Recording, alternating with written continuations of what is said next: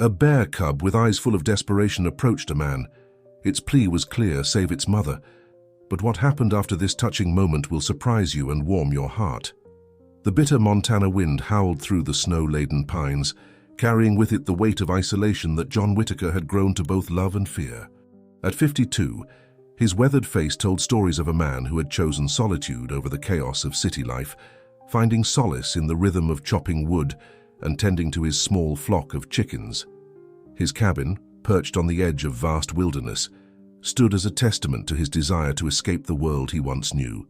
That morning, as frost painted delicate patterns on his window panes, John couldn't shake the feeling that something was different. The forest, usually alive with the gentle rustling of branches and the distant calls of wildlife, held an unusual stillness. He pulled on his thick wool coat, grabbed his axe, and stepped out into the crisp morning air, his boots crunching against the fresh snow. If this story caught your interest, don't forget to subscribe to our channel and give it a like. Let us know which city you're watching from. We'll keep going.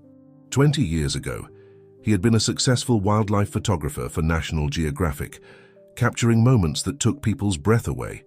But after a series of personal setbacks and a growing disillusionment with the modern world, he had retreated to this remote corner of Montana. His cabin, built with his own hands, became his sanctuary, a place where the complexities of human society faded into the simple truths of survival. As he made his way deeper into the forest in search of dry wood, memories of his past life flickered through his mind like old photographs. The prestigious awards gathering dust in a box under his bed, the magazine covers that once bore his name, the relationships he'd left behind, all seemed to belong to another lifetime. Here, among the towering pines and ancient rocks, he had found a different kind of purpose. The sound that shattered his contemplation was unlike anything he'd heard in his years in the wilderness. It wasn't the familiar cry of an eagle or the howl of a wolf pack.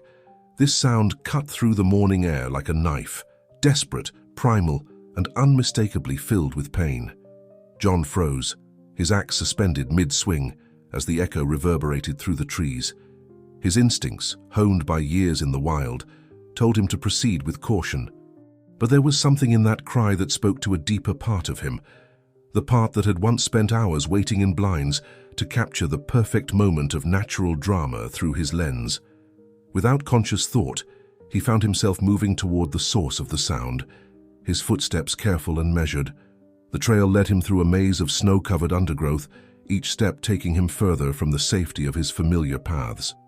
The cry came again, closer now, and with it a low, threatening growl that made the hair on the back of his neck stand up. As he pushed through a thick cluster of pine branches, he emerged into a small clearing and immediately understood the gravity of the situation before him. A massive black bear, her fur frosted with snow, lay trapped in a cruel steel jaw trap, her powerful limb caught in its merciless grip.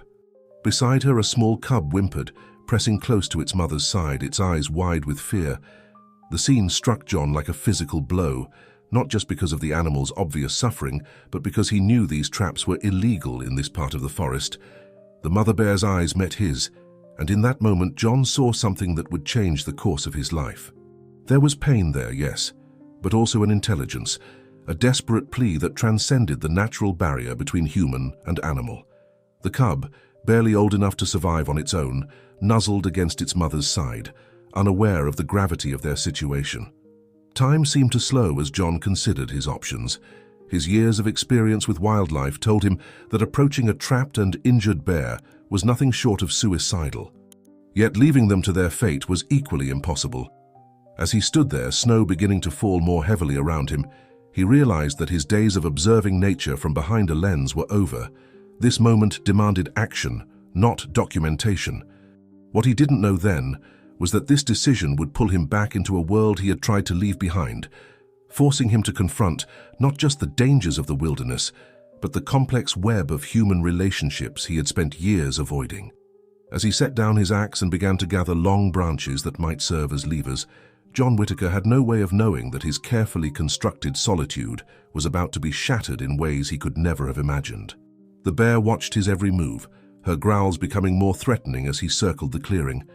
But there was something else in her demeanor, a desperate understanding that this human might be their only chance for survival. As John began to formulate a plan to free the magnificent creature, fresh tracks in the snow caught his attention. These weren't animal tracks, they were human, and they were recent. Someone had set this trap, and they would likely return to check it. As John contemplated his next move, the sound of branches cracking behind him made him spin around. Through the falling snow, he made out a figure approaching, a woman in a Forest Service uniform, her hand resting cautiously on her tranquilizer gun. Their eyes met, and for a moment neither moved. "Step away slowly," she called out, her voice calm but authoritative. "I'm Sarah Collins, Fish and Wildlife Service." John raised his hands, showing he meant no harm. "John Whitaker. I found them like this." He gestured toward the trapped bear and her cub. "I was about to attempt to free her." Sarah's expression shifted from suspicion to professional interest as she assessed the situation. Her dark hair was pulled back in a practical braid, and her face showed the weathered experience of someone who'd spent years in the wilderness. She moved forward with the practiced ease of a veteran wildlife officer, her boots making barely a sound in the fresh snow. "I've been tracking illegal trapping activity in this area for weeks," she explained, kneeling to examine the trap, while maintaining a safe distance from the injured bear. "This is the third one I've found this month, but it's the first time we've caught them with—" She paused, studying the trap's mechanism. "These aren't amateur traps. Someone knows exactly what they're doing." The mother bear growled weakly, her strength visibly fading. The cub, sensing the change in its mother's energy, began to cry more insistently. Sarah reached into her pack and pulled out a set of specialized tools, her movements quick and efficient. "I've done this before," she said, meeting John's concerned gaze. "But I'll need your help. These traps require at least 2 people to open safely without hurting the animal further." She handed him a thick leather protective sleeve. "Put this on. If something goes wrong, it might be the only thing between you and those claws." As they worked together, John found himself studying Sarah's face. There was something familiar about her determined expression, the way she handled herself in crisis. It reminded him of someone from his past, someone he'd tried hard to forget. "You used to be a wildlife photographer, didn't you?" Sarah asked suddenly, as they positioned themselves on either side of the trap. "I recognized your name. Your work on the Yellowstone wolf packs was groundbreaking." John's hands froze for a moment. It had been years since anyone had mentioned his previous life. "That was a long time ago," he replied quietly, focusing on the task at hand. Working in practiced synchronization, they managed to create enough leverage to begin opening the trap's jaws. The mother bear, seeming to understand their intentions, remained surprisingly still, though her eyes never left her cub. As the pressure on her leg began to ease, she let out a low moan that seemed to echo through the clearing. "Almost there," Sarah encouraged, her voice steady despite the strain. "Just a little more." The trap finally released its grip, and the bear pulled her injured leg free. But instead of retreating or attacking, she remained where she was, too weak to move. The cub immediately pressed against her, seeking comfort and warmth.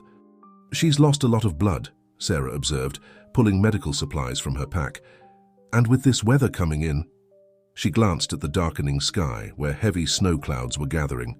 "She won't survive out here, not in this condition." John knew what she was suggesting before she said it. His cabin was the only shelter within miles, and the temperature was dropping rapidly. The thought of bringing a wounded wild bear into his home seemed absurd, yet he found himself nodding.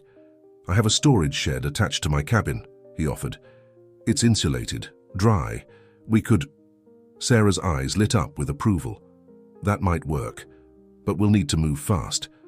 This weather's about to get much worse, and we're not the only ones interested in these bears." As they began to prepare for the challenging task of transporting the injured bear, Sarah shared more about the investigation she'd been conducting. There had been reports of organized wildlife trafficking in the region, but the perpetrators had proven elusive. The sophistication of the traps suggested they were dealing with professionals. "I've been working this case for months," Sarah admitted, as they fashioned a makeshift stretcher from John's coat and some sturdy branches. "But every time we get close, they seem to vanish into thin air.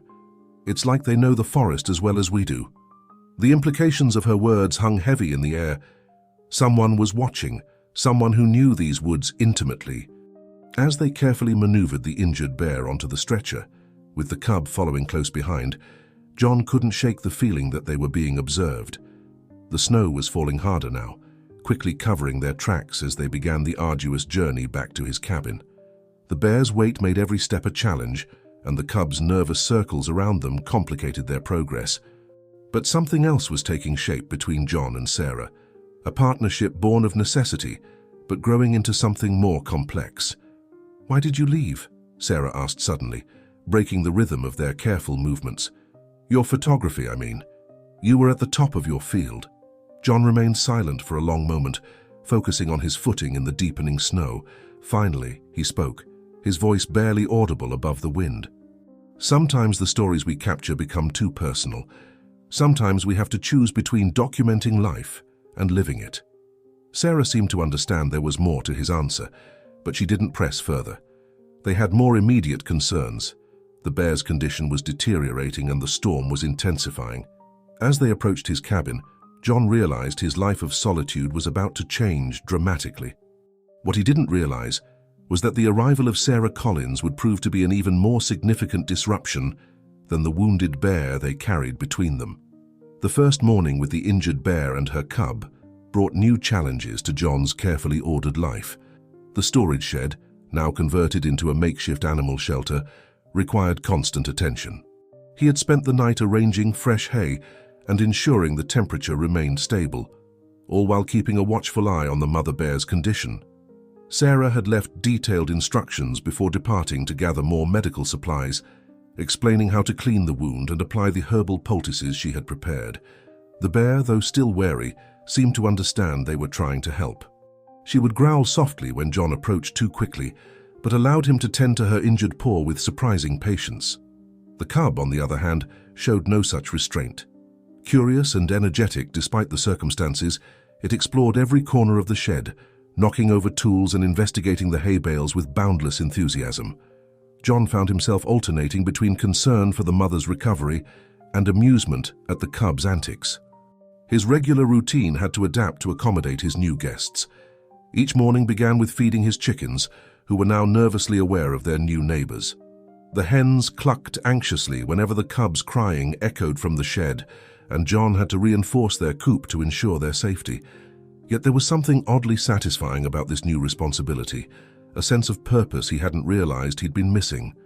While checking the bear's bandages that morning, John noticed fresh footprints in the snow around his cabin. They weren't Sarah's. These were larger, made by heavy boots, and they circled the property before disappearing into the forest. The discovery sent a chill through him that had nothing to do with the winter air. Someone had been watching his cabin during the night. He was securing the shed door when Sarah returned, her truck loaded with medical supplies and tracking equipment. She noticed his concerned expression immediately. "What's wrong?" John showed her the footprints and her face grew serious. "They're getting bolder," she said, kneeling to examine the tracks. "These are fresh, probably from early this morning. They're looking for the bears." Together they brought the supplies into the cabin. Sarah had brought proper veterinary materials this time, antibiotics, clean bandages, and better tools for treating the bear's injury. As they organized the supplies on John's kitchen table, she explained what she had learned in town. "There's been a pattern to these traps," she said, spreading out a map of the area. "They're not random placements. Someone's been studying the bear's migration patterns, targeting specific areas where they're likely to find mothers with cubs." She pointed to several marked locations. "Your cabin is right in the middle of their operation zone." John studied the map, recognizing the markers from his daily walks. He had never noticed anything suspicious before, but then again, he hadn't been looking. His peaceful existence in the woods had made him complacent, unaware of the darker activities taking place around him. The cubs' playful grunts drew their attention back to the shed. Through the window they could see it attempting to climb the hay bales, tumbling down repeatedly but undeterred. Its mother watched with what almost looked like exasperation, her injured paw tucked carefully beneath her. "She's healing well," Sarah observed, smiling at the scene. "Better than I expected. Your care has made a difference." She turned to John, her expression becoming more serious. "But we need to be careful. The people who set these traps, they're professionals. They won't give up easily, especially now that we've interfered with their operation." As if to emphasize her point, a distant sound echoed through the trees. An engine, quickly cut off. Sarah and John exchanged glances. Someone was nearby, watching, waiting. They spent the afternoon setting up surveillance equipment around the property. Sarah showed John how to use the motion-sensitive cameras and explained the importance of documenting any suspicious activity. His experience in the woods proved valuable, as they chose the best locations for maximum coverage while keeping the devices hidden from casual observation. As evening approached, the snow began falling again, thick flakes that quickly covered their tracks and the equipment they had placed. The forest grew quiet, that special kind of silence that comes with heavy snow. John prepared dinner for them both, a simple meal of soup and bread, while Sarah made one final check on the bears. "We should take turns keeping watch tonight," she suggested over dinner. "I don't think they'll try anything in this weather, but we can't be too careful." She paused, studying John's face. "Unless you want me to handle it alone. This isn't what you signed up for when you moved out here." John looked out his window at the falling snow, thinking about how his peaceful life had been upended in just a few days. But as he watched the cub playing in the shed, visible through the window, he realized he wouldn't have it any other way. Sometimes life's greatest purposes find us when we least expect them. "I'll take first watch," he said simply, rising to put more wood in the stove. The warmth from the fire filled the cabin, creating a cozy barrier against the cold night and whatever dangers might lurk in the darkness beyond. Outside, the snow continued to fall, covering the wilderness in a clean white blanket that held both beauty and danger in equal measure. The next morning brought a change in the weather. The snow had stopped, leaving behind a pristine landscape that glittered under the weak winter sun. John rose early, as was his habit, and began his morning routine. The chickens needed feeding, and now there were the bears to tend to as well. As he stepped outside, the crisp air filled his lungs, bringing with it a heightened awareness of his surroundings. The mother bear's condition was improving steadily. Her wound was healing cleanly, thanks to Sarah's medical expertise and John's diligent care. The bear's eyes, once clouded with pain and fear, now showed a growing trust when John approached with food and fresh water. The cub, emboldened by its mother's recovery, had become increasingly playful, often attempting to follow John around whenever he entered the shed. Sarah had spent the night in John's spare room, taking the second watch. She emerged from the cabin with 2 steaming cups of coffee, handing one to John as he finished checking on the bears. "Any movement during your watch?" she asked, her breath visible in the cold morning air. "Nothing obvious," John replied, accepting the coffee gratefully. "But the forest feels different this morning. Listen." They stood in silence for a moment. The usual morning chorus of birds was notably absent, and even the wind seemed to hold its breath. "Something's changed." Sarah nodded, her expression concerned. "I noticed it too. The wildlife is too quiet." She pulled out her binoculars and scanned the tree line. "We should check the surveillance cameras." Inside the cabin, they reviewed the footage from the previous night. Most of the cameras showed nothing unusual, just the occasional deer or rabbit passing through. But one camera, positioned on the far edge of John's property, had captured something interesting. A brief flash of light in the pre-dawn hours, like a signal. "Could be hunters using flashlights," John suggested, but Sarah shook her head. "That pattern is deliberate. 3 short flashes, then 2 long ones. They're communicating." She rewound the footage, studying it carefully. "We need to expand our search area. They're coordinating something, and I want to know what." They spent the morning setting up additional cameras in a wider perimeter around the property. Sarah showed John how to recognize signs of human activity that he had previously overlooked. Broken twigs at unnatural heights, displaced moss on rocks, the subtle indications that someone had passed through recently. As they worked, Sarah shared more about her investigation. "These aren't ordinary hunters," she explained, securing a camera to a tree trunk. "They're sophisticated, organized. They study migration patterns, animal behavior. They know exactly when and where to set their traps for maximum effect." John thought about his years in the wilderness, how he had lived so peacefully while this activity had been going on around him. "I should have noticed something," he said, more to himself than to Sarah. "Don't blame yourself," she replied, touching his arm gently. "They're experts at staying hidden. That's why this case has been so challenging. Every time we get close, they seem to vanish into thin air. Back at the cabin, they found the cub had managed to squeeze through a small gap in the shed door. It was playing in the snow, rolling and tumbling, while its mother watched anxiously through the window. The scene would have been heartwarming if not for their current situation. "We need to be more careful," Sarah said, as they gently guided the cub back inside. "They might be watching right now, waiting for an opportunity."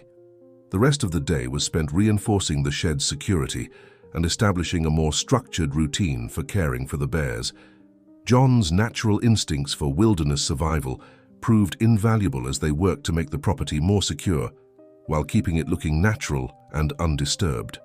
As evening approached, Sarah received a call on her radio. She stepped outside to take it, returning with a troubled expression. "There's been another trap found about 10 miles north of here. This one was different, more sophisticated than the others."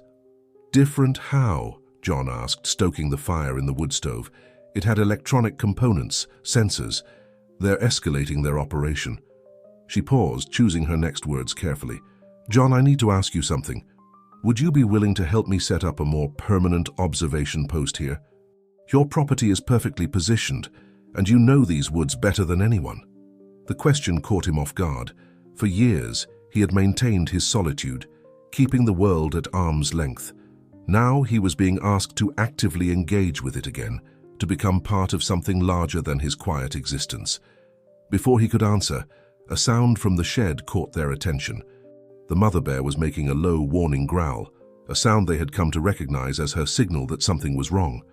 They rushed to the window, scanning the deepening twilight. There, at the edge of the clearing, stood a large moose, its breath visible in the cold air. But something about its behavior was odd. It seemed too still, too focused on the cabin. Sarah grabbed her binoculars for a closer look. "That's no ordinary moose," she whispered. "Look at how it's standing." Someone's using it as cover for observation. They watched in tense silence as the moose remained motionless for several minutes before finally turning and disappearing into the forest. The encounter left them both shaken, not by the presence of the observer, but by the sophistication of their tactics. "They're getting closer," Sarah said quietly, "and they're more resourceful than we thought." As night fell, John made his decision. His peaceful life in the wilderness had already been disrupted, not by Sarah or the bears, but by the realization that his beloved forest harbored darker secrets than he had imagined. If he could help protect these creatures and preserve the sanctity of this place, then perhaps this was exactly where he needed to be. The following days fell into an uneasy rhythm at John's cabin. Each morning began with a thorough check of the perimeter, followed by tending to the bears and maintaining their daily routines. The mother bear's strength was returning gradually, and she could now put some weight on her injured paw. The cub's playful energy had become both a source of joy and concern. Its adventurous spirit made keeping it hidden increasingly challenging. Sarah had integrated seamlessly into the cabin's daily life, her presence adding a new dimension to John's solitary existence. She brought with her not just professional expertise, but a passionate dedication to wildlife protection that resonated with his own connection to the forest. Together, they developed a system for monitoring the surrounding area while caring for their injured guests. One crisp morning, while checking the surveillance cameras, they discovered something unusual. Several of the devices had captured images of strange patterns in the snow, perfectly straight lines that couldn't have been made by wildlife. "Tripwires," Sarah explained, examining the photos closely. "They're setting up an early warning system around us." She spread out her map on the kitchen table, marking the locations of the new findings. "See how they form a circle? They're trying to monitor our movements without getting too close." John studied the pattern, remembering every trail and natural feature in the area. "There's an old hunting path here," he said, pointing to a gap in their surveillance coverage. "It's overgrown now, but someone who knows these woods could use it to get close to the cabin undetected." Sarah's eyes lit up with interest. "Could you show me? It might help us understand their approach better." They waited until midday, when the winter sun was at its highest before venturing out. The old path was barely visible unless you knew where to look, winding through dense undergrowth and around massive boulder formations. As they walked, John found himself sharing knowledge accumulated through years of solitary exploration. The locals used to call this the ghost trail, he explained, pointing out subtle markers carved into old trees. It follows natural features that mask movement, low points in the terrain, dense vegetation. During the frontier days, it was used by trappers who wanted to check their lines without being seen. Sarah recorded the coordinates on her GPS, her professional demeanor occasionally giving way to genuine amazement at the forest's hidden history. "This is incredible, John. No wonder they've been so hard to track. They're not just using modern techniques, they're combining them with traditional knowledge." Their exploration was interrupted by a distant sound, branches cracking under heavy weight. They froze, listening intently. The sound came again, closer this time, accompanied by the unmistakable snuffling of a large animal. "Behind that fallen spruce," John whispered, gesturing to a nearby tree. They crouched behind it, watching as a massive bull elk emerged into a small clearing. The animal paused, testing the air, then continued on its way with unusual purpose. "Another scout?" Sarah wondered aloud once the elk had passed. "Like the moose from yesterday," John shook his head. "No, this one's genuine. Look at its tracks, natural movement patterns. But it's good to see them returning. The wildlife has been too quiet lately." As they made their way back to the cabin, Sarah shared more about her background. She had grown up in a family of rangers, spending her childhood learning to read the forest's signs. "My father used to say that the woods always tell the truth. You just have to know how to listen." The mention of family sparked something in John's memory. "My grandfather was a forest ranger," he found himself saying. "He taught me most of what I know about these mountains, said there were secrets here that the modern world had forgotten." Their conversation was cut short by an urgent radio call. Sarah answered it, her expression growing serious as she listened. When she clicked off the radio, she turned to John with concern in her eyes. "They found more traps, all deactivated suddenly. It's not like them to abandon their equipment." She paused, considering the implications. "They're changing tactics, but why?" Back at the cabin, they found the cub had managed to create a small gap in the shed's wall, thankfully not big enough to escape through. As John worked to repair it, he noticed something that made his blood run cold. Fresh scratches on the wood, too uniform to have been made by the bears. "Sarah," he called softly, pointing out the marks. "Someone's been testing the structure while we were gone." They spent the remainder of the day reinforcing the shed's walls and adding extra security measures. The mother bear seemed to sense their anxiety, keeping her cub close and responding to every unusual sound with alert attention. As evening settled over the forest, John and Sarah sat on the cabin's porch, watching the sun set behind the mountains. The changing light painted the snow in shades of pink and gold, creating an almost peaceful scene that belied the tension in the air. "We need to think like them," Sarah said suddenly. "What would make someone abandon their usual patterns? What are they planning?" John considered the question, watching a pair of ravens circle overhead.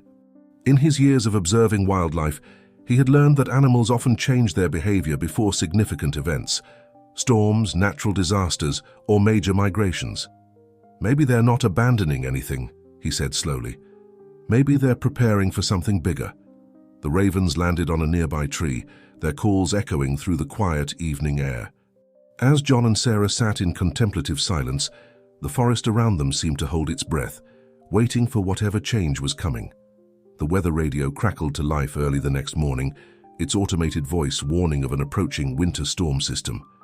John listened intently as he prepared breakfast, noting the predicted snowfall and wind speeds. A storm of this magnitude could change everything, both helping and hindering their efforts to protect the bears. "This could work in our favor," Sarah said, joining him at the kitchen table with a steaming mug of coffee. "Deep snow makes tracking easier, and most people avoid the backcountry in severe weather." She paused, studying the map that had become a permanent fixture on the table. "But it also means we'll be isolated here. No backup if something goes wrong." The mother bear was growing restless in the shed, perhaps sensing the approaching storm. Her injured paw had healed enough that she could walk short distances, though she still favored it heavily. The cub, picking up on its mother's anxiety, had become more vocal, its cries carrying through the cold morning air. "We need to secure more supplies," John said, mentally inventorying his stockpile. "If we're snowed in, we'll need enough food for ourselves and the bears." He pulled on his heavy winter coat. "There's a general store about 20 miles from here." I should go now before the storm hits. Sarah nodded, but her expression was troubled. Be careful, take the radio and check in every hour. She hesitated, then added, I don't like the idea of splitting up, but we don't have much choice. The drive into town was tense. John kept checking his mirrors, aware of every vehicle on the rural road. The general store was quiet when he arrived, just a few locals stocking up before the storm. As he loaded supplies into his truck, he noticed a group of unfamiliar men at the gas station across the street, their heavy-duty vehicles equipped for backcountry travel. Inside the store, Martha, the elderly owner who had supplied John's cabin for years, pulled him aside. Been meaning to tell you, she whispered, glancing around. Some folks were in here asking about you last week. Said they were old friends, but something felt off. They knew you had a cabin up there but didn't know exactly where. John's pulse quickened, but he kept his expression neutral. Thanks for letting me know, Martha. Anything else unusual lately? Now that you mention it, she said, bagging his groceries. There's been a lot of strange traffic through here. City types, but not the usual tourists. They buy odd supplies, heavy-duty chains, specialized tools. And they ask questions about the old logging roads. On the drive back, John took a longer route, making sure he wasn't being followed. The sky had darkened ominously, and the first snowflakes were beginning to fall. He radioed Sarah to update her on Martha's information.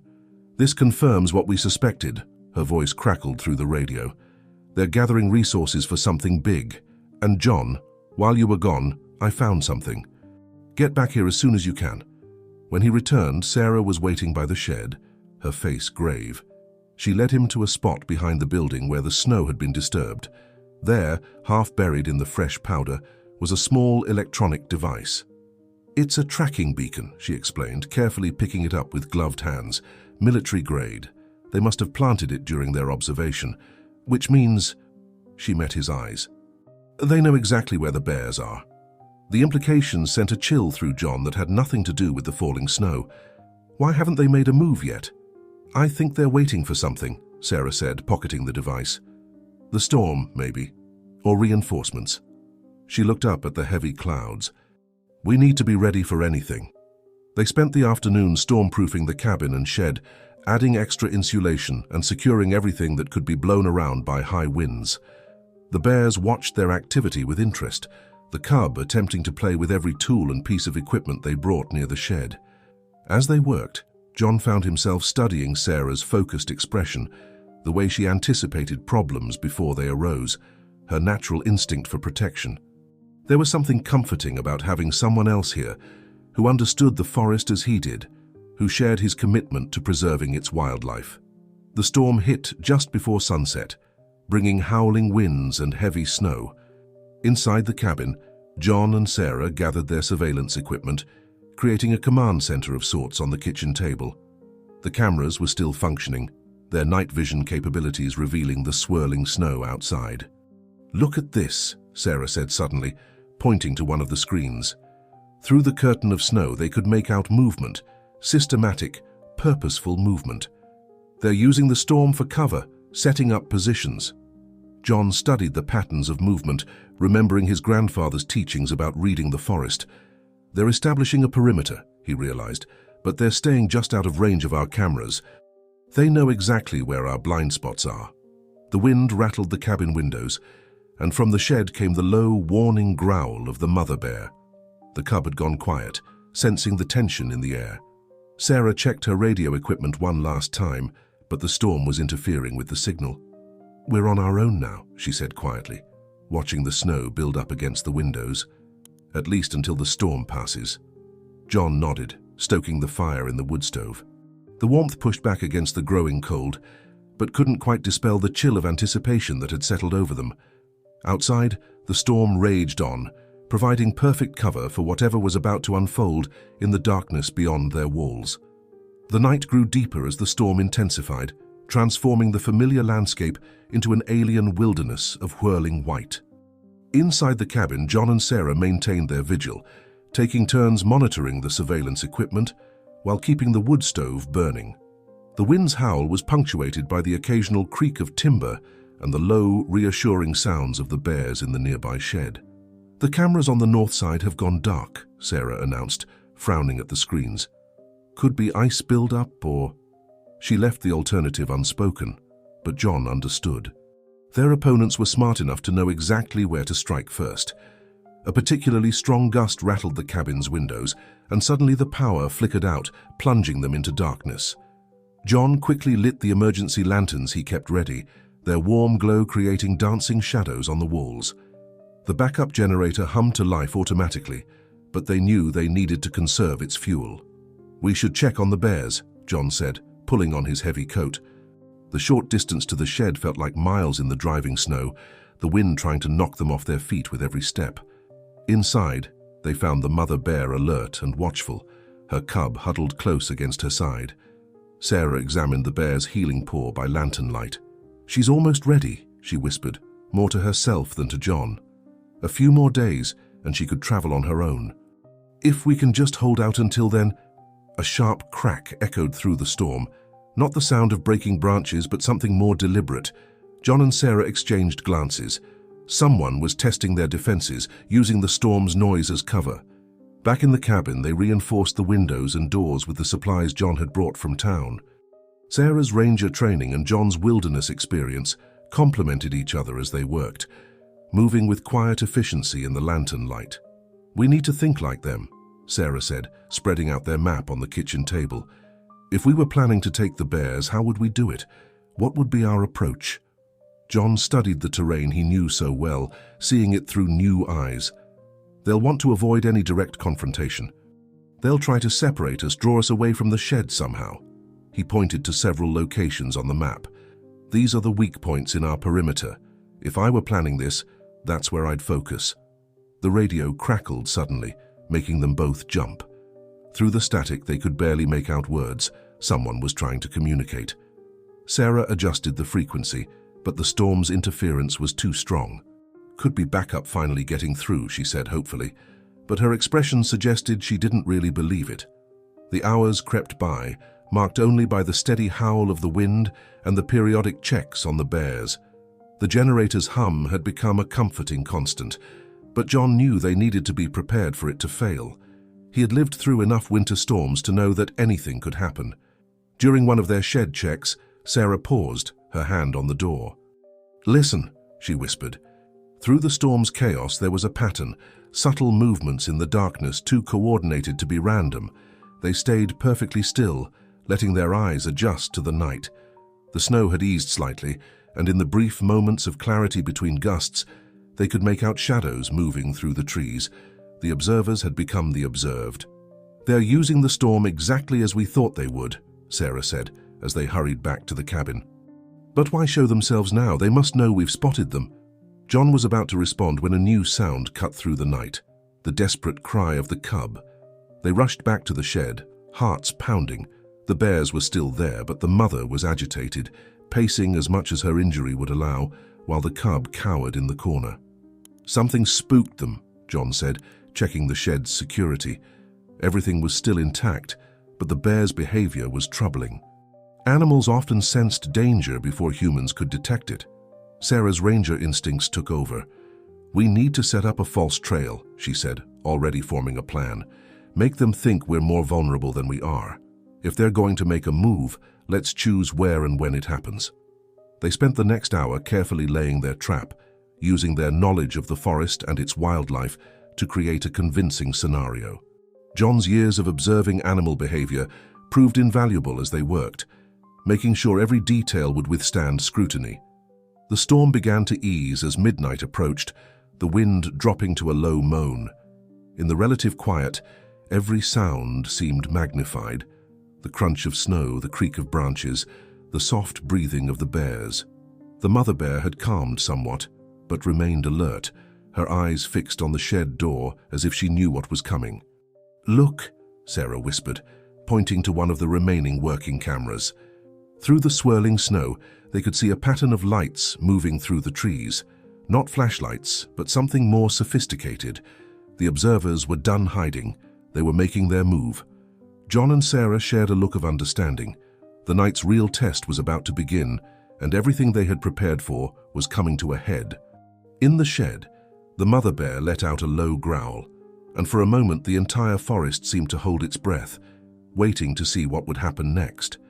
The pattern of lights in the forest began to move with precise coordination, forming what Sarah recognized as a standard encirclement formation. Inside the cabin, she and John watched the remaining functional cameras, mapping out the observers' movements. The storm's intensity had diminished to a steady snowfall, making visibility slightly better, but still challenging. "They're using military-grade night vision equipment," Sarah observed, noting the distinctive green glow visible through the cameras. "These aren't ordinary wildlife trappers. Their movements are too disciplined, too coordinated." John had positioned additional emergency lanterns around the shed, creating overlapping pools of light that would make any approach more difficult. The mother bear remained remarkably calm, as if understanding the need for quiet while keeping her cub close. Her recovered strength was evident in the way she moved, though she still favored her healed paw. "We need to spring our trap before they get too close," John said, checking the elaborate false trail they had created. They had used their knowledge of bear behavior to make it appear as though the bears had somehow escaped the shed and moved to a different location, leaving subtle but detectable signs in the snow. Sarah nodded, pulling out her radio. Even though communication was still difficult, they could use the static to their advantage. She began broadcasting coded messages, making it sound like she was coordinating with backup units that didn't actually exist. The professional language and terminology would be convincing to anyone listening.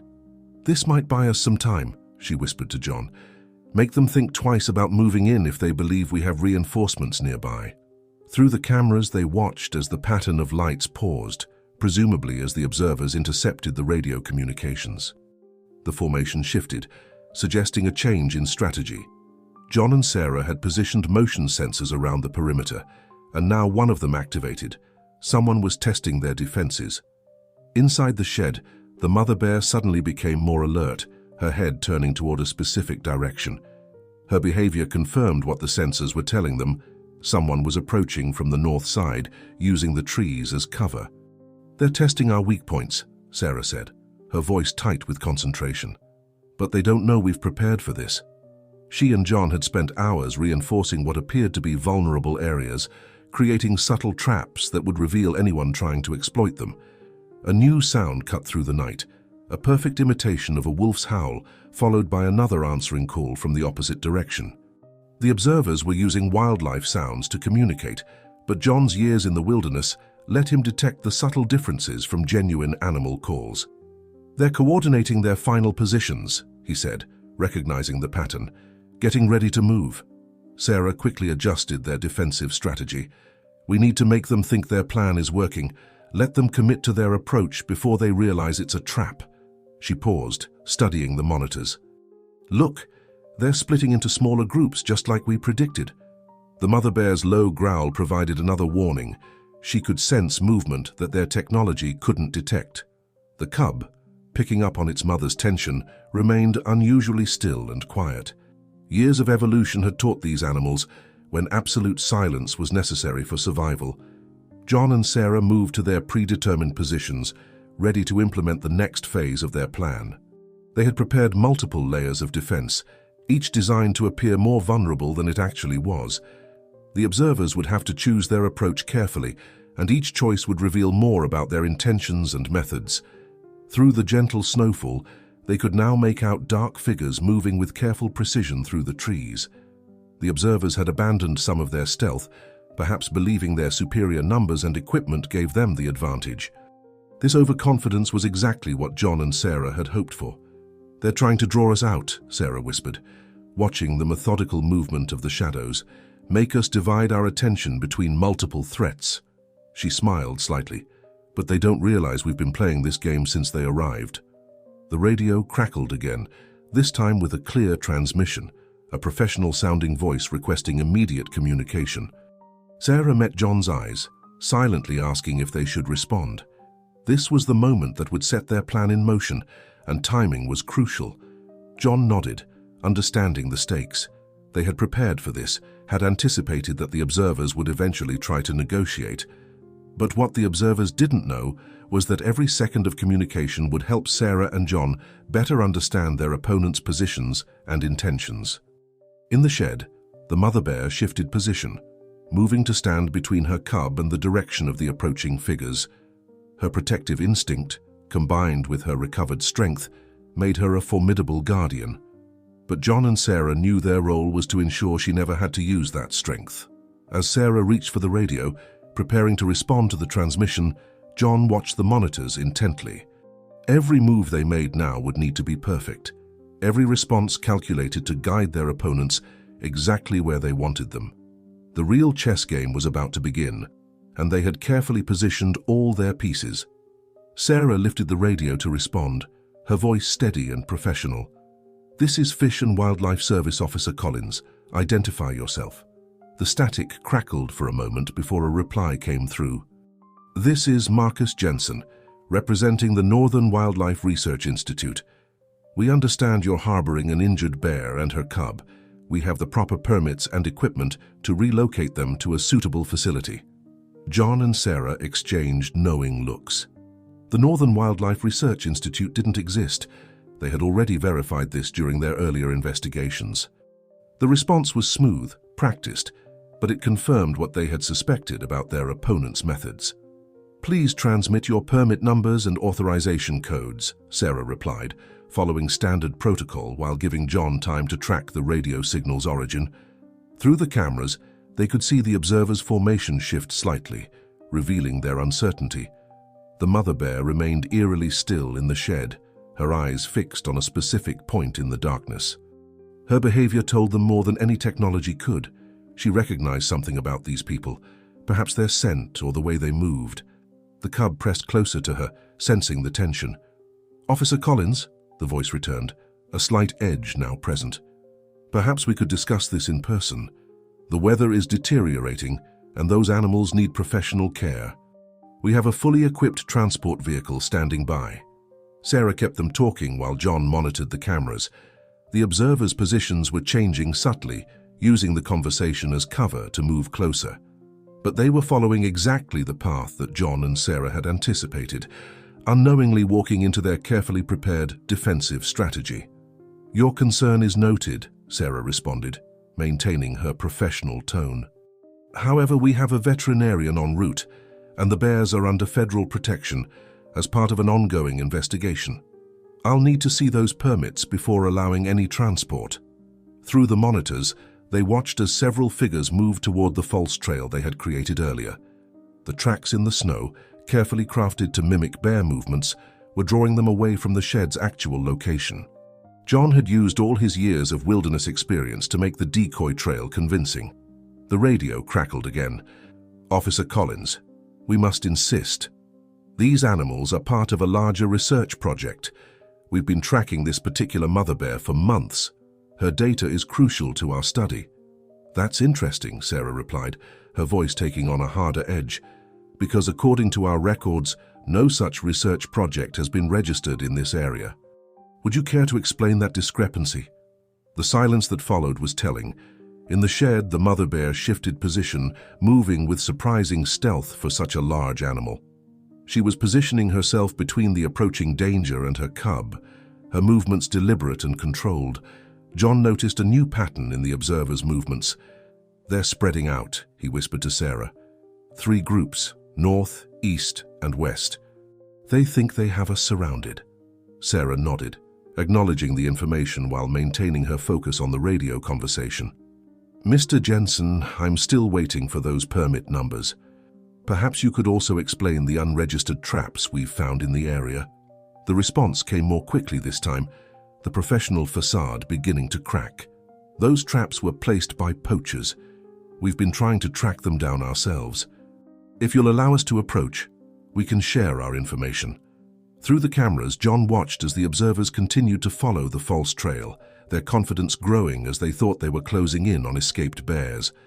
The real mother bear and cub remained safely hidden, their presence masked by the clever arrangement of lights and shadows around the shed.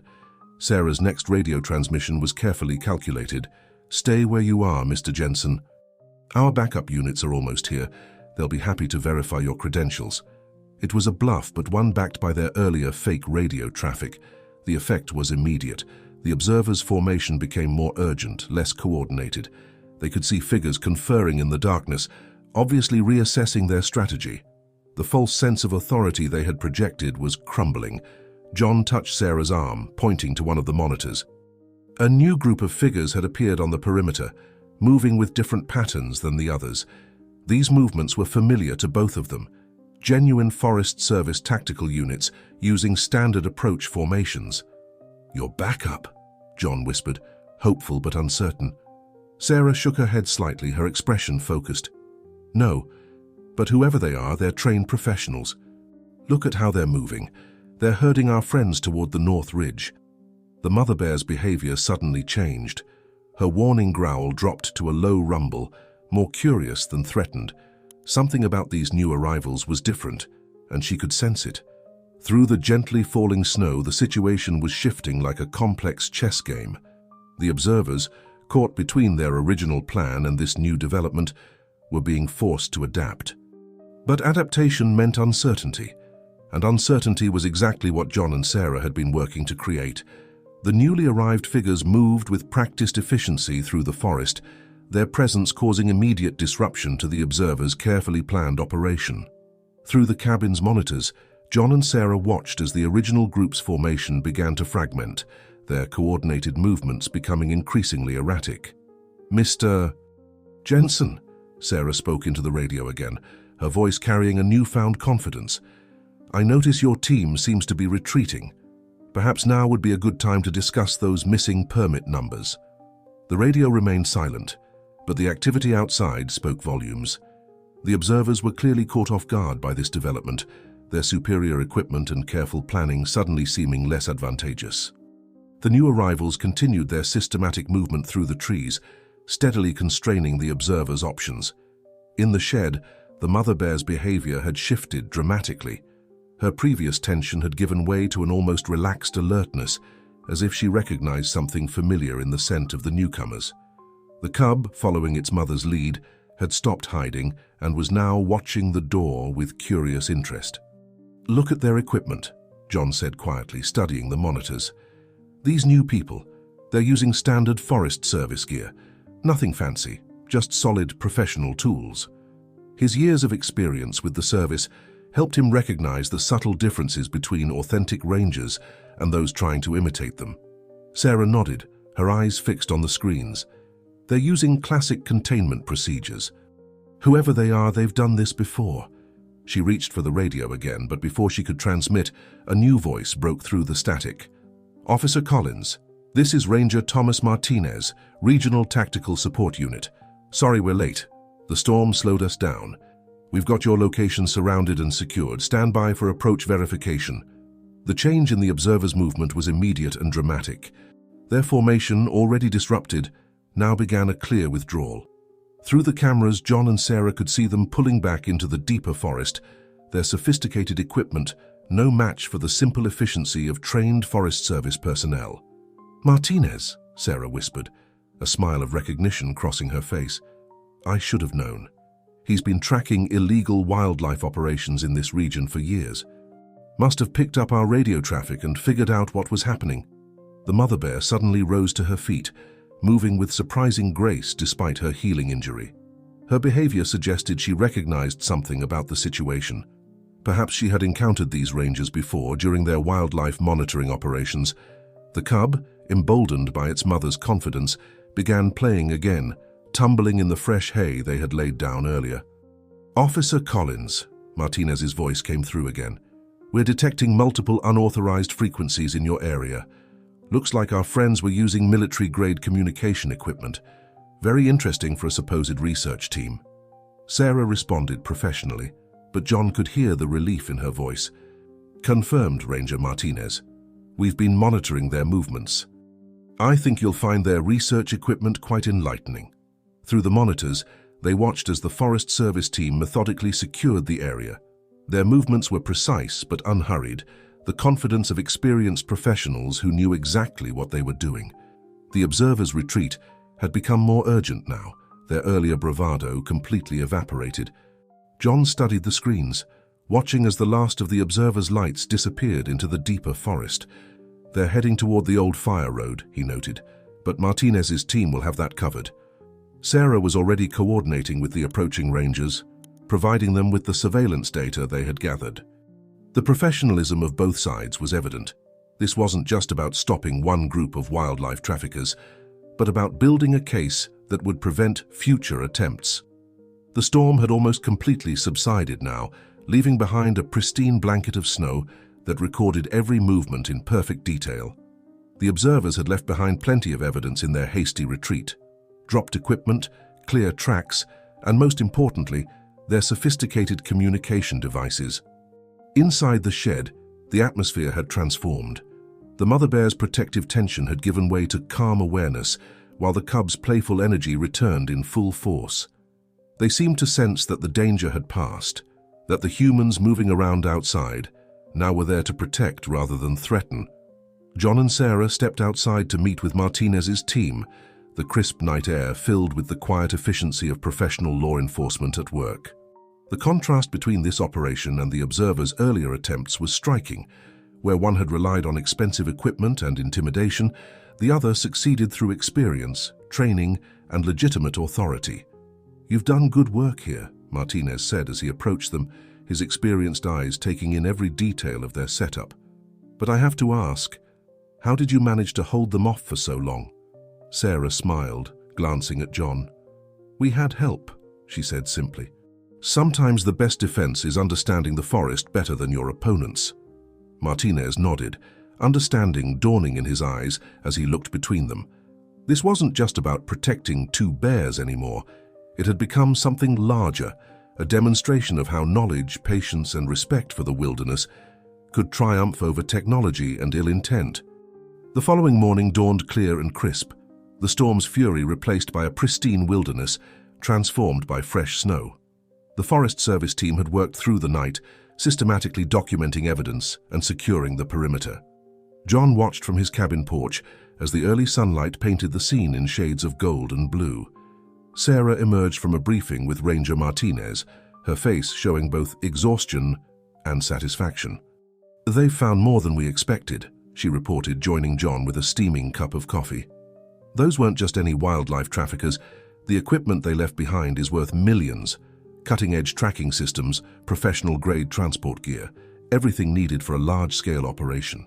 Inside the shed, the mother bear and cub had settled into a peaceful morning routine.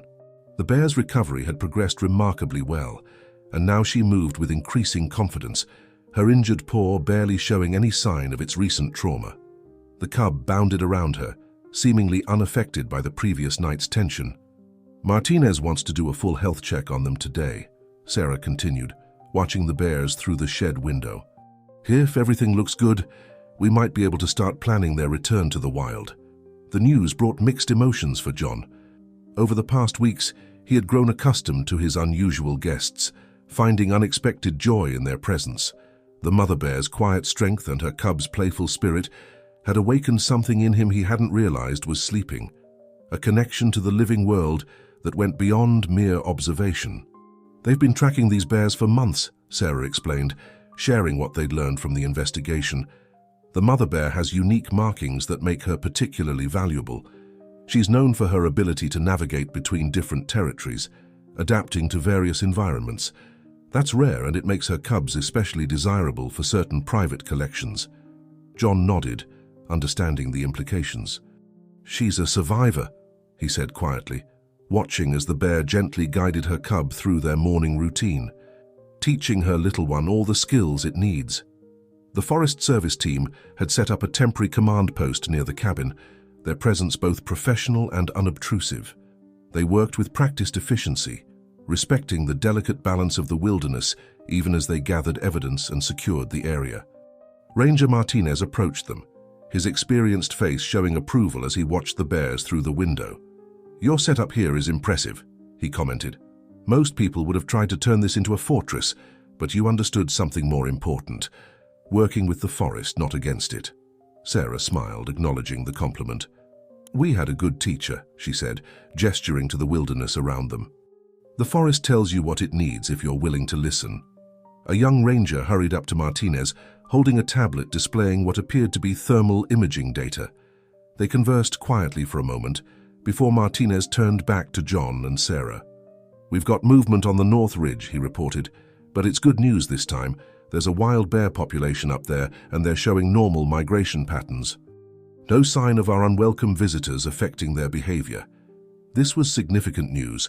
Wildlife trafficking operations often disrupted entire ecosystems, causing animals to abandon their natural territories. The fact that the local bear population was maintaining its normal patterns suggested they had caught the problem in time. The cub had noticed the activity outside and was watching with intense curiosity, pressing its nose against the shed window. Its mother remained calm, her trust in their presence now evident in her relaxed posture. She had transformed from a frightened, injured animal into a confident mother again, ready to return to her natural role in the forest. "I'd like to propose something," Martinez said, looking between John and Sarah. "This location you're set up here, it's unique. We've been looking for a way to establish a more permanent presence in this region, something subtle that wouldn't disrupt the natural order. If you're willing, this could be the perfect observation post." The suggestion hung in the air, full of possibility. John looked at his cabin, the home he had built as a refuge from the world, now transformed into something else. Not an invasion of his solitude, but an evolution of its purpose. Sarah watched him carefully, understanding the weight of the decision. "It wouldn't mean changing what you've built here," she added softly, "just expanding its protection to a larger circle." In the shed, the mother bear had risen and was standing at full height, stretching her healed limb. Her recovery was more than physical. She had regained her true nature, her wild dignity. The cub mimicked her movements, learning, growing, preparing for their eventual return to the forest. As the day progressed, John found himself considering Martinez's proposal with growing interest. The Forest Service team worked efficiently around his property, their presence somehow enhancing rather than disturbing the natural rhythm of the place. They moved with the quiet respect of people who understood the delicate balance of wilderness life. "We're thinking of calling it the Montana Wildlife Observation Project," Sarah explained, spreading out maps on the cabin's kitchen table. "A network of strategic locations where we can monitor and protect wildlife without disrupting their natural patterns. Your cabin would be the perfect first outpost." The mother bear and her cub had been examined by the Forest Service veterinarian, who confirmed what they had hoped. Both animals were in excellent condition. The mother's injured paw had healed remarkably well, thanks to their careful attention and her own resilient nature. "The interesting thing," the vet had told them, "is how she's adapted her movement to protect the healing tissue. She's actually developed new strengths to compensate. These animals are remarkably resilient when given the chance to heal naturally." John watched through the window as the cub played in the fresh snow, its mother keeping a watchful but relaxed eye on its adventures. The transformation in both bears was remarkable, from injured and frightened to confident and strong. It reminded him of his own journey in these woods, finding healing in the simple rhythms of natural life. "The project wouldn't just be about protection," Martinez added, joining them at the table. "It's about understanding. Every season, we lose more of our connection to these wild places. But what you've created here, this balance between human presence and natural order, that's exactly what we need to preserve." Sarah pulled out more documents, showing the broader scope of their vision. "We've identified several key wildlife corridors that need monitoring. Your location is perfect, remote enough to remain undisturbed, but accessible enough to serve as a base for research and protection efforts." The idea began to take shape in John's mind. His cabin, once a retreat from the world, could become something more. A bridge between wilderness and protection, a way to preserve the solitude he valued while contributing to something larger than himself. Outside, the Forest Service team was completing their evidence collection, carefully documenting everything the wildlife traffickers had left behind. Each piece told part of a larger story, of organized efforts to exploit the wilderness, but also of the dedication of those who worked to protect it. "We'd need to make some modifications," Martinez explained, pointing to various areas around the property. "Additional monitoring equipment, better communication systems, but all of it designed to blend with the environment. The goal is to remain invisible to both wildlife and any potential threats." The cub had discovered a new game, rolling pine cones in the snow and pouncing on them. Its mother watched with what almost looked like amusement, her own strength and grace fully restored. They were ready to return to the wild, but their presence had changed this place forever. "There's something else," Sarah added, her voice softening. "We'd like you to be part of the team, not just as a location, but as an active participant. Your knowledge of this area, your understanding of the wildlife, it's invaluable." John thought about his years of solitude, how he had come to these woods seeking escape, but had found purpose instead. The bears had taught him something important. That true connection to the wilderness wasn't about separation from the world, but about finding the right way to be part of it. Martinez spread out another map, this one showing the broader region. These trafficking operations are getting more sophisticated. They study patterns, use technology, exploit every weakness they can find. But they don't understand what you do, that the forest itself is the best defense when we work with it, not against it. The sun was high now, its light reflecting brilliantly off the snow. In the shed, the mother bear had risen again, moving to the window where she could watch the forest. Her posture was different now, not the tense vigilance of a threatened animal, but the confident awareness of a wild creature ready to return to her domain. "You wouldn't lose this," Sarah said quietly, seeming to read his thoughts. "The solitude, the connection you've built here, we'd be adding to it, creating a network of protection that works with the natural world instead of imposing on it." As if to emphasize her point, a pair of eagles soared overhead, their shadows dancing across the pristine snow. The forest was already showing signs of returning to its natural rhythm, the disruption of the previous night's events, fading like footprints in fresh snow.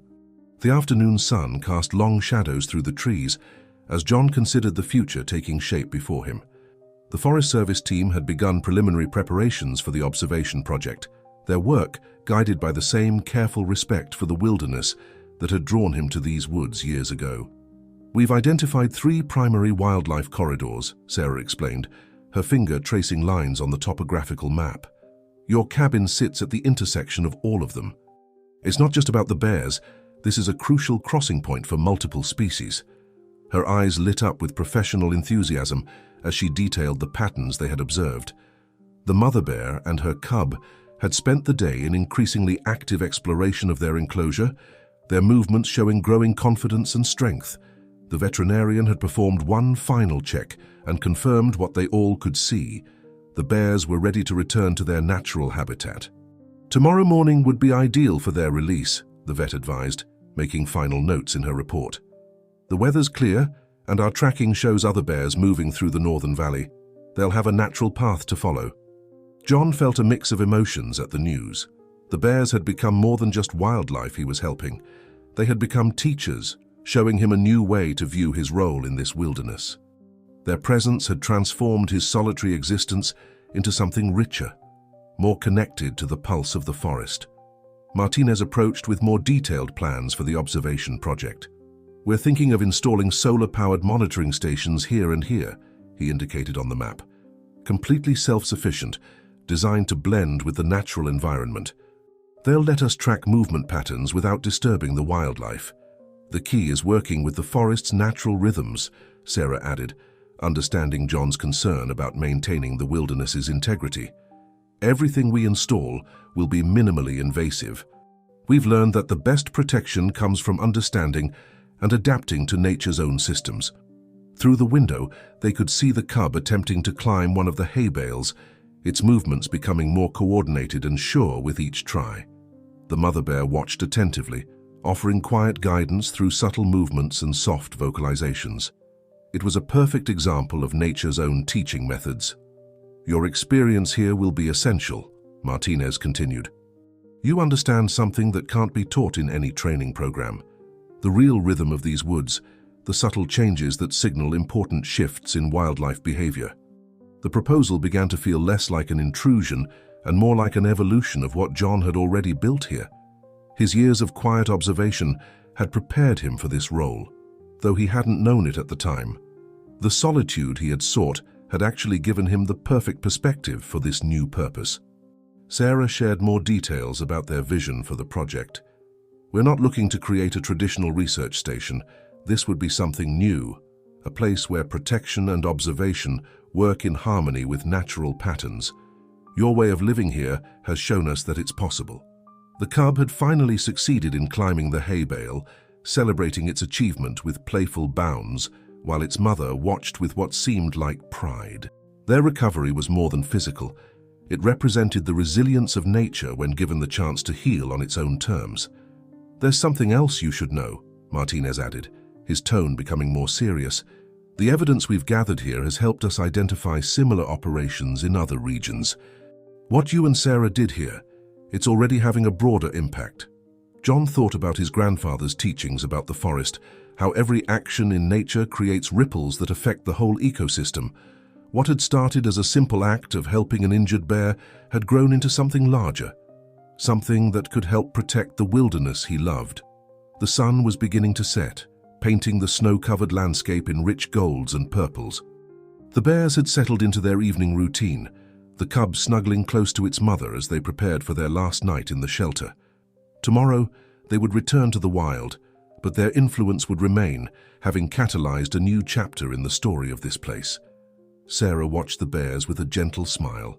"You know, when I first found you here with these bears, I thought I was just responding to another wildlife incident. I never imagined it would lead to something like this, a whole new approach to wildlife protection." Dawn broke over the Montana wilderness with a special kind of clarity that often follows a winter storm. The air was crisp and clean, the snow-covered landscape untouched, save for the natural tracks of wildlife beginning their daily routines. Today would mark not just the bears' return to freedom, but the beginning of a new chapter for the forest itself. The mother bear seemed to sense the significance of the morning. She moved with purposeful energy, checking on her cub and responding to the subtle signs of the awakening forest that filtered through the shed walls. The cub, picking up on its mother's mood, showed an unusual focus in its movements, as if understanding that something important was about to happen. "Everything's ready," Sarah announced, joining John on the cabin porch with their usual morning coffee. "Martinez has scouts positioned along the northern valley to ensure safe passage. The timing couldn't be better. They've spotted several bear families moving through the area, following the winter feeding patterns."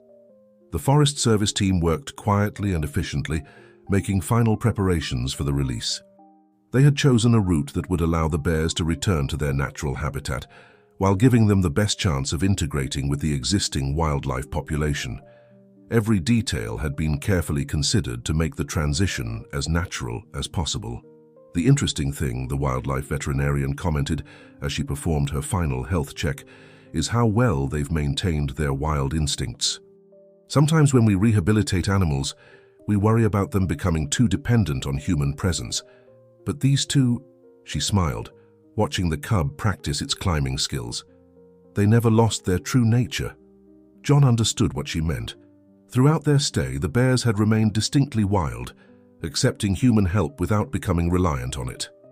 It was a testament to their resilience, and perhaps to the way he and Sarah had approached their care, always respecting the boundary between assistance and interference. Martinez approached with the final updates from his team. "The corridor is clear, and we've confirmed no unusual activity in the region. The other bears we're tracking are showing normal behavior patterns. That's always a good sign. Nature has a way of telling us when things are in balance." As they prepared for the release, Sarah shared more details about how the observation project would develop. "We'll start small, just the essential monitoring equipment and regular patrols. The goal is to maintain the natural balance you've created here while extending its protective influence." The morning light strengthened, warming the air and creating a gentle mist as the sun touched the snow. It was time. The team took their positions, each person knowing their role in this carefully choreographed moment.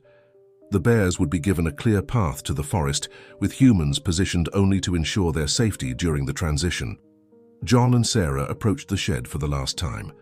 The mother bear stood calmly, her presence commanding respect even in these final moments of their shared journey. The cub stayed close to her side, its playful nature tempered by the significance of the moment. "Ready?" Sarah asked softly, though the question seemed meant for all of them. The bears, John, and herself. John nodded, moving to open the shed door. They had removed all traces of human care. The hay, the feeding stations, everything that might have tempted the bears to return. This was about giving them back their freedom, complete and unconditional. The door opened onto a pristine winter morning. The mother bear paused for a moment, surveying the landscape before her. In that moment, John saw all the majesty of the wild embodied in her stance.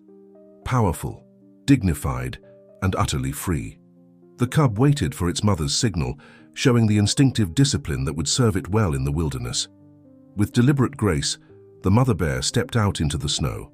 She paused, turning to look back at John and Sarah one last time. There was something in her gaze that spoke of understanding, not gratitude, for that was a human concept, but a recognition of the role they had played in her journey back to freedom. The cub followed, its movements mirroring its mother's controlled pace. Together they moved toward the forest, their dark forms creating a striking contrast against the white snow. The transition from captivity to freedom was happening with the same natural grace that characterized all their interactions with these remarkable creatures. As the bears disappeared into the forest, their dark forms melting into the shadows of the towering pines, a profound silence fell over the clearing. This wasn't the tense silence of the storm days before, but rather the peaceful quiet of things falling into their natural place. The mother bear and her cub moved with increasing confidence, their paw prints in the fresh snow marking the beginning of their new journey. From their observation point, John and Sarah watched through binoculars as the bears navigated their way into the wilderness. The mother's recovered strength was evident in her sure-footed progress through the snow, while the cub followed, occasionally pausing to investigate interesting scents or textures, natural behaviors that showed its ready adaptation to freedom. "Look," Sarah whispered, pointing to movement in the distance. Through their binoculars, they could see other bears in the valley, their presence a welcoming committee of sorts. The mother bear had already noted them, adjusting her path slightly to approach at a proper distance, neither too close nor too far, demonstrating the complex social awareness that governed wild creatures. Martinez's team maintained their discreet positions along the corridor, their presence ensuring a safe transition while staying far enough away to allow nature to take its course. Their radio reports came in soft whispers, tracking the bears' progress without interference. "This is just the beginning," Sarah said, lowering her binoculars as the bears moved deeper into the forest. "What we've learned here, it's going to change how we approach wildlife protection, not just here in Montana, but everywhere." John nodded, understanding that the past weeks had revealed something important about the relationship between humans and wildlife. It wasn't about control or domination, but about finding ways to protect while respecting the natural order. His cabin, once a retreat from the world, had become a symbol of this new approach. The winter sun climbed higher, causing the snow to sparkle like scattered diamonds. The forest was coming alive with the normal sounds of morning, birdsong, the rustle of small animals, the whisper of wind through pine needles. Nature was reclaiming its rhythm, incorporating the returned bears into its endless dance. Later that afternoon, as the Forest Service team began setting up the first pieces of the observation network, John and Sarah walked to the shed one last time. The empty structure held echoes of its recent occupants, a few tufts of fur, paw prints in the remaining hay, subtle marks that told the story of healing and return. "You know," Sarah said, running her hand along the wooden wall, "when I first got the call about suspicious activity in these woods, I never imagined it would lead to something like this. Sometimes the best things we do aren't planned at all. They grow naturally from responding to what's needed." The observation equipment being installed was minimal and unobtrusive, designed to blend with the forest's natural elements. Solar-powered cameras disguised as tree knots, ground sensors that looked like ordinary rocks, all coordinated through a system that respected both the wilderness and their need to protect it. Martinez gathered everyone for a final briefing as the day drew to a close. "What you've started here," he said, looking around at the assembled team, "is going to be a model for wildlife protection across the country. Sometimes the best way to guard something is to understand it, to work with its natural patterns instead of against them." As evening approached, John stood on his cabin porch, watching the winter light fade from the sky. The forest felt different now, not because it had changed, but because he had. His solitude had evolved into something richer, a connection to the wilderness that included protecting it while honoring its wild nature. Sarah joined him, 2 steaming cups of coffee in hand. "I got another report from the tracking team," she said, passing him a cup. The bears have joined up with the other groups moving through the valley. They're exactly where they should be. In the distance, a wolf howled. A real one this time, its voice carrying the authentic notes of wilderness. Other wolves answered, their chorus a reminder that the forest was alive with countless stories, each one playing its part in the greater harmony of nature. As darkness settled over the Montana wilderness, John realized that his grandfather had been right all along. The forest did hold secrets that the modern world had forgotten, but they weren't really secrets at all. They were truths as old as the mountains themselves, that the wild must remain wild, that protection means understanding, and that sometimes the best way to help is to step back and let nature find its own path. The bears were gone, but their story would continue in the changes they had inspired, in the new purpose of John's cabin, in the revolutionary approach to wildlife protection they had helped create, and in the deeper understanding of what it truly means to live in harmony with the wilderness. As the first stars appeared in the clear winter sky, their light reflecting off the snow-covered landscape, John and Sarah began planning for tomorrow. The mother bear and her cub had shown them the way. Now it was their turn to ensure that others would have the same chance to return to freedom, to find their place in the eternal dance of the wild. Dear listeners, we hope this journey through the Montana wilderness has touched your hearts as deeply as it changed John and Sarah's lives. The story of the bears reminds us that nature has its own wisdom, and our role is to protect while respecting its wild spirit. If you'd like to experience more stories that celebrate the connection between humans and wildlife, click the subscribe button to your left. Don't forget to like this video and share your thoughts in the comments below. Every day, we bring you new tales that explore the delicate balance between civilization and wilderness. Join us on this ongoing journey of discovery and preservation. We'll be waiting to hear your reactions in the comments section.